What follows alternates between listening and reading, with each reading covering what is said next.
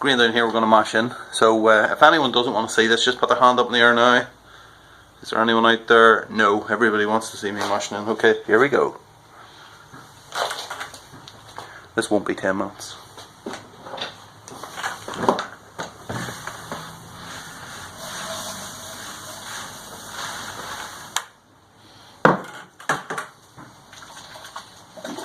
So yeah, we're in the garage today. Thought I'd do a change of scenery. It's quite cold outside, so thought I'd come in here. Boxing Day today. I think it gives rain. It was raining yesterday, it's rain tomorrow, rain Thursday, so thought this would be the best time to do it. Even though we're in here, we might go outside.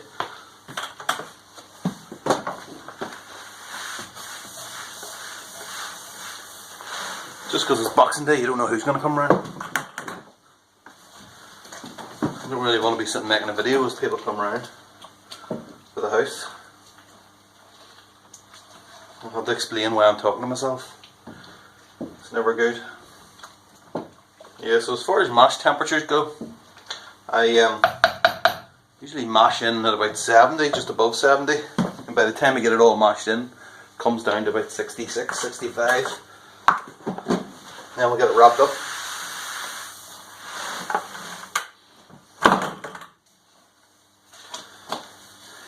Hopefully it'll not be too low. It's quite cold, as I said, in here. Doesn't seem to be very many clumps in this, fortunately.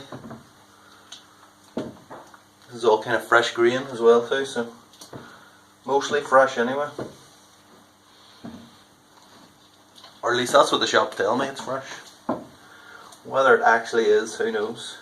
I would love to be a fly on the wall of one of those big places that sell homebrew supplies, just to see what actually goes on.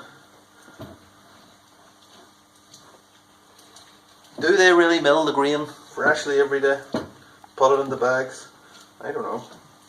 I'm not convinced. Okay,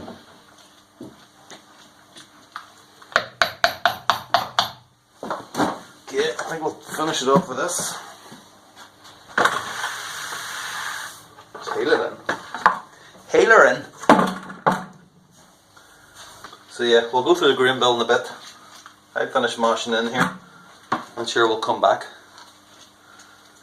I'll have a sit down and tell you what I'm actually doing. Okay, so this is Sticky and Tony's Imperial Brown now. First of all, it's not an Imperial Brown because I'm looking at in and around 5%. They got their recipe from, you should actually go and see their brewing video because this is where I got the idea from. I'd originally planned to do like a stout, and it turned out I bought flake barley rather than roasted barley, so I'll put that off until I get some roasted barley.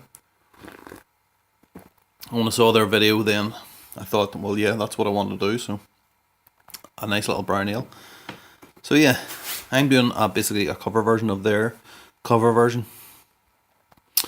So it's from a brewery, oh god, here we go, called Nug.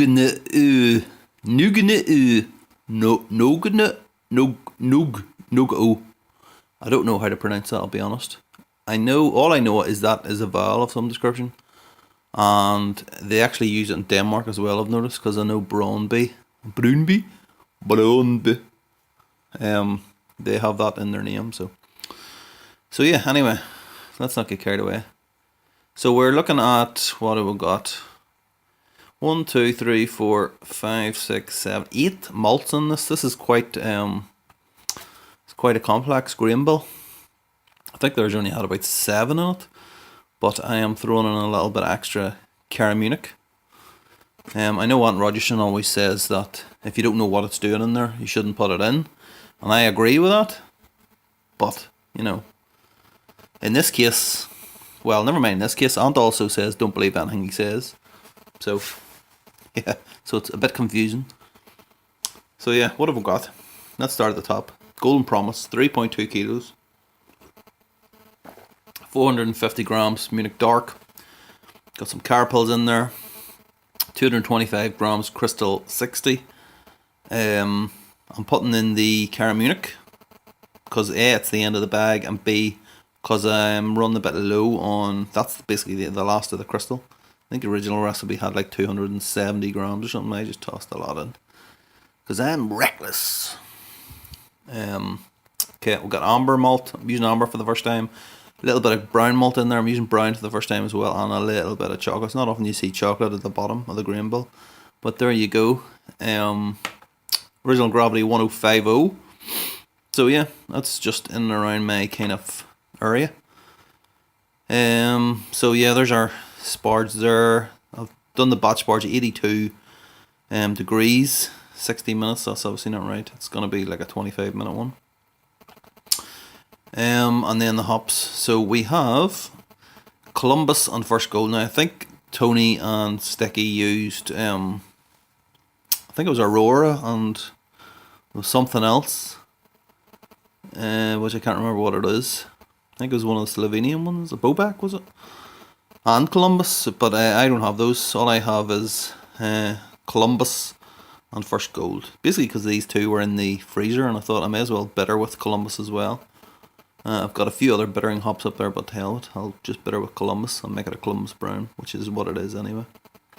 So there you are, 13 grams. We're looking at an IBUs in around 31, 32. First gold, that's the last of the first gold, and then Columbus at the end.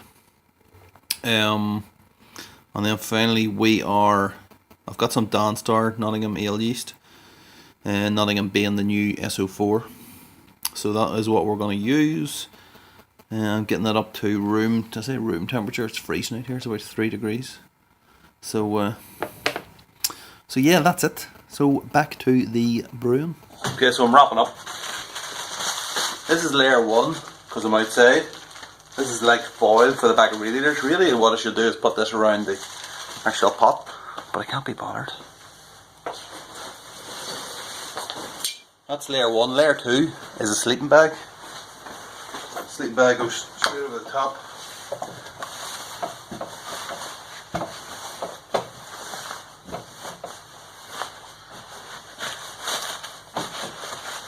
Cover it all, including that bit at the bottom. Make sure it's all nice and tucked in. Layer 2. Layer 3 is a body warmer.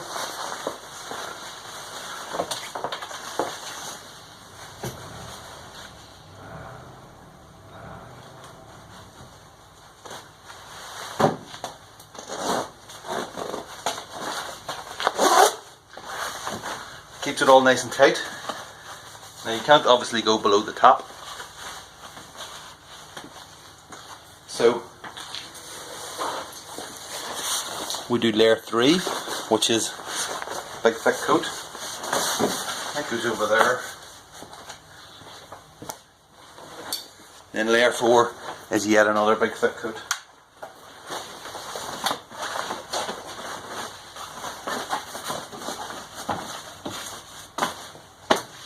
So that's it. Leave it for an hour. Set your watches now. Okay, I'm back. So that's the mash done. I did a 60-minute mash, but we've had the first fill of the day, which is the lead for my Pico boiler. This is the plastic one. It's it melted. I've completely forgotten about this the last time I went to use it, and yeah, I'll not be able to use that. Well, I did have a spare one in the garage here, which I plugged in, walked away, and it turns out that the lead wasn't working because the bloody thing hasn't been on. So we're a bit behind schedule. So yeah, that's been mashing for 60 minutes. Wondering what to do. I'm thinking maybe I'll fill a couple of kettles. We'll get this filled up to the 85 degrees, and then we'll batch sparge it as normal. The alternative then would be old school, so it's just basically pouring the kettle over the grains. I don't know, I'm not entirely sure. I think I might go with the batch sparge because it's a bank holiday, you know. I've got all day to do this. And the match is starting, so I've got the computer out here, so I might watch the match out here and pour myself a drink and just wait for the batch sparge to finish. So yeah, I'll see you in a bit. We're finally sparging then. It took a while to get that water up to temperature, so I was basically using a little kitchen kettle, so it's like 1.7 litres on like a big jug. So I had to like filled it up with it to get hot enough up to about 50 degrees, and then I kind of kept recirculating the heat, if you know what I mean. But yeah, I need to get that sorted out. It gives me an opportunity. The easiest thing to do would be obviously to buy a new, probably new element for my current boiler, the plastic one, or alternatively it could give me an excuse to do something, maybe get another one of these. They're about, that's a 30 litre one. I could maybe get a 40 litre one and use it as a boil pot and then use that as the HLT, possibly. Or I could get a proper mash tun and then I'll use that. So I don't know, I'm not entirely sure what to do, but the opportunity is there to do something. But yeah, watch this space is what I'm saying. So yeah, as I say, we're half time in the match, still 0-0. You haven't missed anything, don't worry. Neither have I. We're sparging now. I'm going to cut it down. Usually do a 30-minute sparge, but it'll probably be a 20-minute sparge. It's now about 3:45, so it's going to start getting dark very soon. So yeah. So yeah, the videos of me later on will be probably in the dark, and I'll probably be half cut because I'm going to have a drink here. So yeah, so far so good. We'll come back for the hop drops then. See you then. Okay, it's absolutely Baltic out here, so I think I'm going to skip the hop drops, or recording the hop drops anyway. So this is 60 minutes. This is our 13 grams Columbus. That's 6 minutes to go in the middle. That's the last of the first gold, and then there's the Columbus flame out. I'm not going to do I'm not going to chill it down or anything. As soon as it gets to 60-minute boil, they're going in and the power's being cut. It's only going to be 30 ABUs, so won't worry about it. And there's our pre-boil. The pre-boil is sitting at about 104.4, so yeah, we're looking good. We're up in the recipe anyway, so yeah, yeah, I suppose I'll see you after this is all done and dusted then. Okay, that's the end of the Brewday then. We've ended up with about 20 litres. I've already pitched the yeast, the Nottingham. And then we were looking for 105.0, and you see the colour in that? We're 105.0 on that, so that's good. It was uneventful other than the fact that it was absolutely freezing. So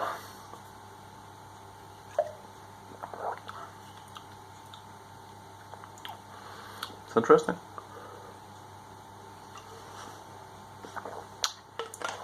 It's a different taste. Good bit of Columbus on that. Okay, well that's it.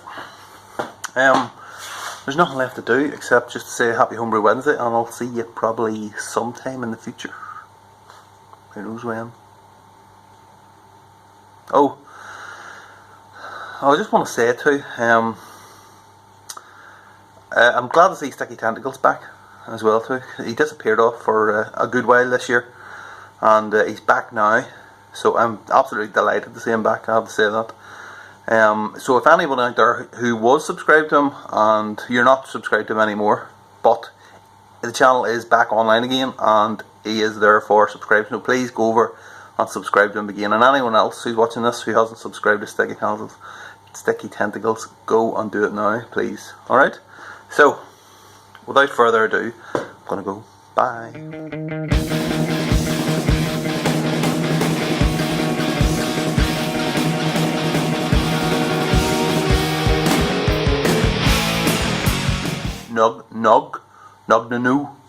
Nugnu. Let's start that again. I'm just murdering the Norwegian language there. I do apologise. It actually kind of reminds me of Team America. When Team America, all the terrorists are running around going Durka Durka, Mohammed Jihad. So that sounds like Nugnu. Okay. Yeah, you know what? Let's just call it there.